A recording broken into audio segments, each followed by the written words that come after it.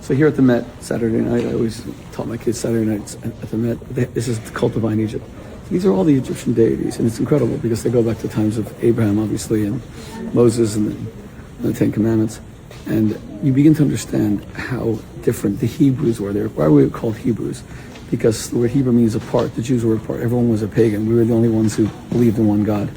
And a fine gentleman was actually standing right next to me, just asked me a question like, why were there so many different gods? And I said to him, paganism, like here, look, this is Thoth, there's so many different Egyptian gods, all of them different gods. Incredible exhibition.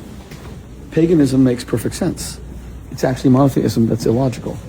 If I look around, I see, let's see, this thing has solidity, water doesn't. Men have these features, women have those features. Who would believe it all comes from one source? We wouldn't believe that. We would believe that it actually comes from many sources. Paganism makes perfect sense. The god of fire, god of water, Zeus for men, Aphrodite for women, god of men. And the Jews came along and they said, no, everything that you see. So the Egyptians gave every god a different name.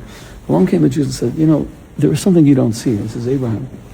There's an invisible hand from which all derives. Now, why is that so important? Not just because of monotheism and one true God, but it means that there can be peace on earth. Right?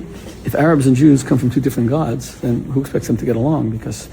And that's why you can kill someone, because they're not a brother. They're a stranger. They're from a totally different origin. But if God is the father of all humankind, then ultimately we can have peace and harmony because we derive from one single place. So the idea, the rejection of all of these gods, here's another one. This is Renunetet. This is Philines. Each one is a different god.